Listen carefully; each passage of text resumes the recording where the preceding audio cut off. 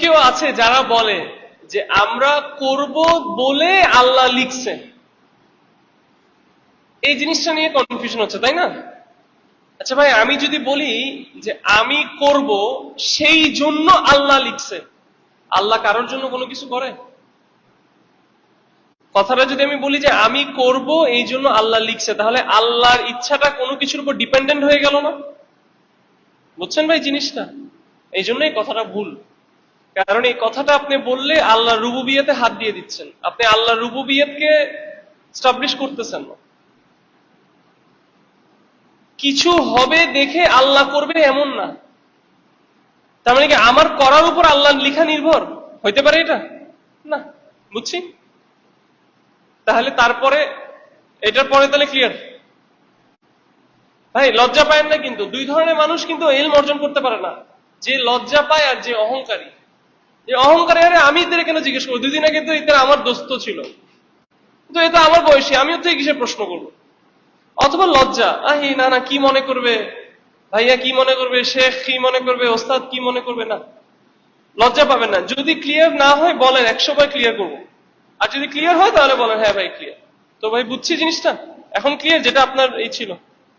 এটাই হচ্ছে মেইন কথা। আল্লাহ যা লিখেছেন সেই অনুযায়ী সবকিছু হবে, সোজা কথা। তাহলে কি আমাদের ফ্রি উইল নেই? অবশ্যই আছে। আমরা যা করি অথবা আমাদের সাথে যাই খারাপ হয়, আমি যদি জাহান্নামে যাই, এটা আমি আমার কর্মের জন্যই যাচ্ছি। কারণ যদি আমার ফ্রি উইল না থাকতো, আমি যা করি সেই কারণে আমার যাওয়াটা যদি না হইতো, মানে সেই কারণে আমার জাহান্নাম অথবা আমার সাথে যা খারাপ হয় এটা যদি না হইতো, তাহলে তো জান্নাত জাহান্নামের কোনো মানে হয় না। তাহলে যে জান্নাতে যাচ্ছে সে ক্ষেত্রে কোনো কিছু হচ্ছে না। বুঝতে পারছি জিনিসটা?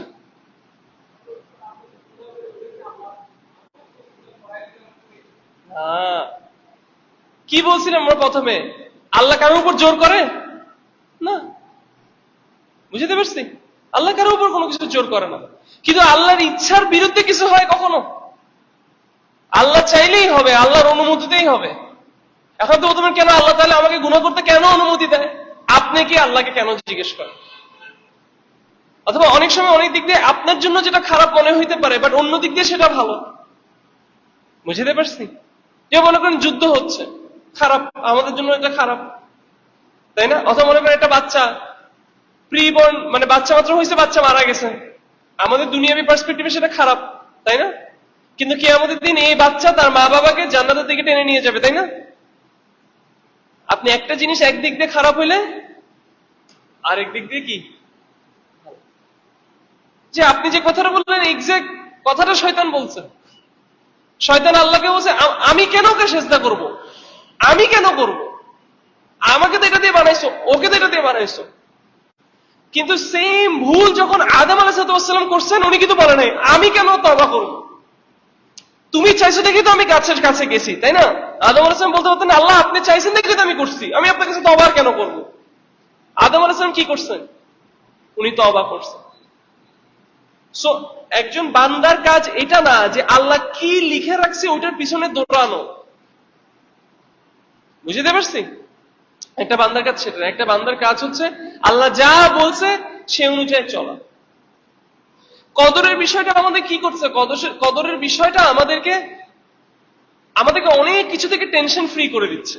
আমরা যখন জানি সবকিছু লিখা, তখন আমরা অনেক কিছু অনেক ইজিলি নিতে পারবো, যেহেতু আমরা জানি জিনিসটা লিখা, তাই না? আমি অনেক কিছুতে ধৈর্য ধরতে পারবো আমার ইমানের কারণে। কিসের উপর ইমান? আমার কদরের ইমানের কারণে। কিন্তু সবকিছুই লিখা হয়ে গেছে এবং যেভাবে লিখা হয়েছে সেভাবেই সবকিছু হচ্ছে। বুঝতে পারছে জিনিসটা? রাসূল সাল্লাল্লাহু আলাইহি ওয়াসাল্লাম হাদিসে ক্লিয়ারলি বলছেন, সাল্লাল্লাহু আলাইহি ওয়াসাল্লাম, কলমটা উঠে গিয়েছে, পাতা শুকায় গেছে, খালাস। কিন্তু আপনি কি জানেন কি লেখা আছে? আপনার কাজ যা বলছে তা করা। জিনিসটা কি ক্লিয়ার? সবাই কি বুঝছে জিনিসটা?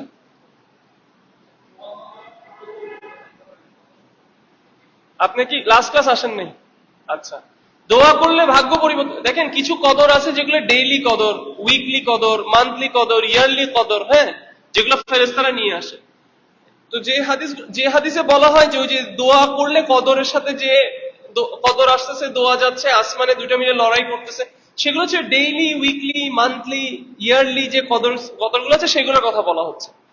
কিন্তু আল্লাহুল মাহফুজে যেটা লেখা আছে সেটা লেখা হয়ে গেছে, সবকিছু লেখা হয়ে গেছে, সে অনুযায়ী সবকিছু হচ্ছে। ক্লিয়ার?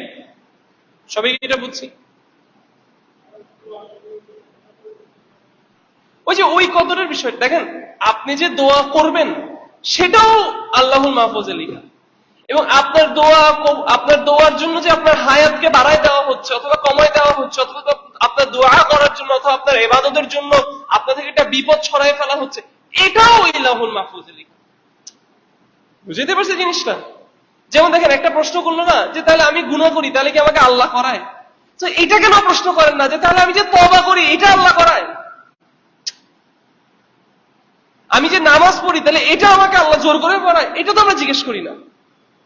কেউ একদিন দেখি তো কালকে যখন যদি সে জান্নাতে যায় সে বলে না আমি জান্নাতে কেন যাবো, আমি তো নিজে করি না, আমাকে তো আল্লাহ করেছে, এটা কেউ বলবে? বুঝছি জিনিসটা?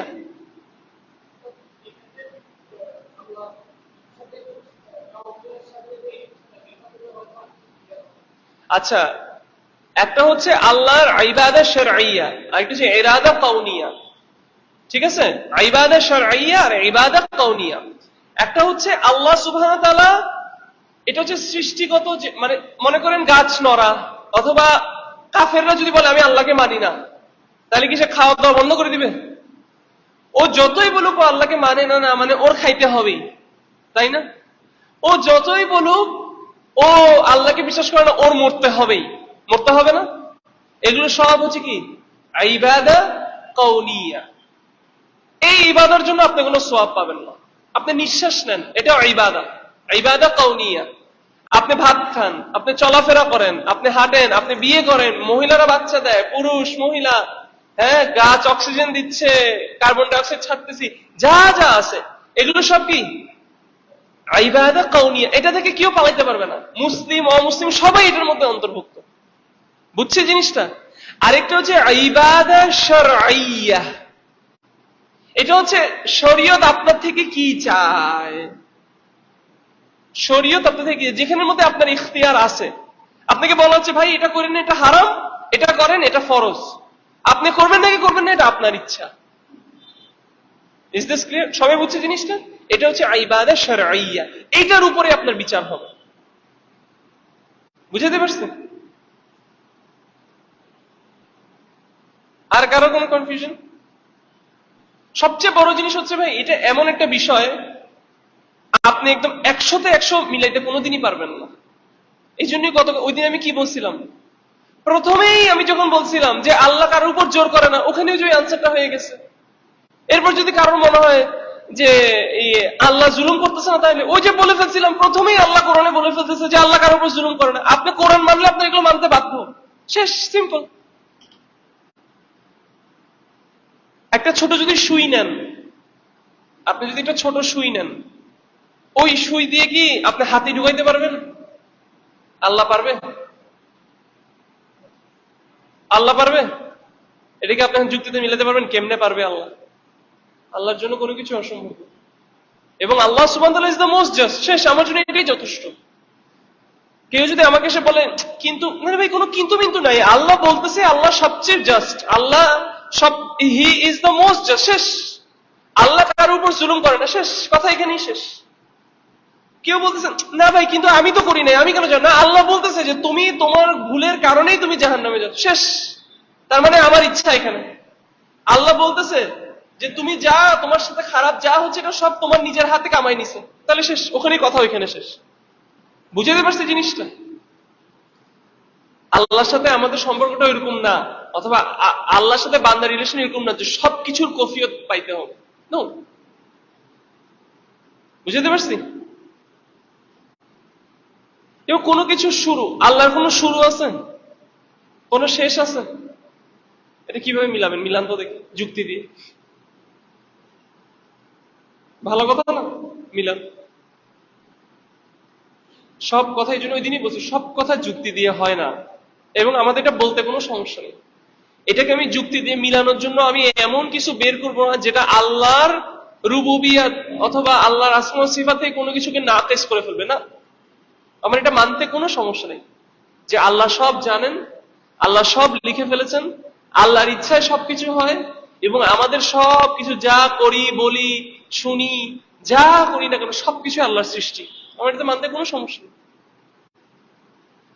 আমার এটাতেও মানতে কোনো সমস্যা নেই যে আমার ফ্রি উইল আছে।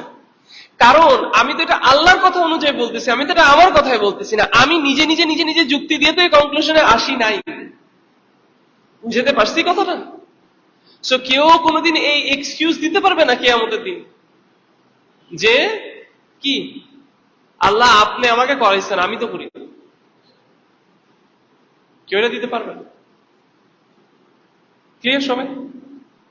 বুঝতে পারছি? আর কারো কোনো প্রশ্ন, কারো কোনো কনফিউশন আছে আর এই জিনিসটা নিয়ে? কখনো এগুলো নিয়ে চিন্তা আসলে প্রথমে যেটা করবেন যে কদরের উপর আপনার ঈমান আনার জন্য আপনার কি কি জানতে হবে সেটা বলে দিছি না? আল্লাহ সব জানেন, সবকিছু আল্লাহ নলেজে আছে, আল্লাহ সব লিখে ফেলেছেন, এবং সবকিছু আল্লাহর ইচ্ছার উপর নির্ভরশীল। Everything is upon the will of Allah সুবহানাহু ওয়া তাআলা, এবং সবকিছু আল্লাহ। আপনি এই চারটা জিনিসে বিশ্বাস আনছেন। জিজ্ঞেস করবেন নিজেকে, আমি কি বিশ্বাস করি আল্লাহ সব জানেন? ইয়েস। আমি কি বিশ্বাস করি যে আল্লাহ সব লিখে ফেলেছেন? ইয়েস। আমি কি বিশ্বাস করি যে সব আল্লাহর ইচ্ছার উপর? ইয়েস। আমি কি বিশ্বাস করি যে সবকিছু আল্লাহর সৃষ্টি? ইয়েস। খালাস, আপনি কদরে বিশ্বাস করছেন। আর এটা নিয়ে বেশি চিন্তা করার দরকার নেই। আরো বেশি চিন্তা, তার উপরে তো আমি আপনাকে আরো কিছু নর্থ স্টার দিয়ে দিছি না? কোরআন আল্লাহর কালাম, আল্লাহ কারো উপর জুলুম করেন না, আল্লাহ কাউকে জোর করেন না, আল্লাহ হচ্ছে সবচেয়ে বেশি আদাল, বলে দিছি না? এবং আমাদের যা হয় সেটা আমাদের দোষের জন্যই হয়। শেষ। এতটুকু জানেন, আলহামদুলিল্লাহ। এর বেশি চিন্তা আসে আউযু বিল্লাহি মিনাশ শাইতানির রাজিম। এবং এগুলো নিয়ে চিন্তা করবেন না। যত বেশি ঘাটবেন তত বেশি কি হবে? লেবুকে যত বেশি চিপে বানান লেবু আরো বেশি তিতা হয়। যত বেশি ঘাটবেন তত বেশি মনে হবে একটু কিছু বাইর করিত, আরেকটু কিছু বাইর করিত, আরেকটু কিছু বাইর করিত, আরো কিছু বাইর করিত, আরো কিছু বাইর করিত। পারবেন না। এবং আমাদের ইসলামে এরকম অনেক কিছু আছে, অনেক কিছু আছে যেটা আপনি এরকম 100% লজিক দিয়ে কি দিয়ে মিলাবেন। আলা করলি হাল, ওইদিকে আমি এখন যাচ্ছি না, বাট এতটুকু ক্লিয়ার। এই এই চারটা জিনিস আপনি বিশ্বাস করছেন, আপনার আল্লাহর উপর ঈমান চলে, কদরের ঈমান বিল কদর ইজ কমপ্লিট। খালাস। বুঝছি ভাই? শেষ।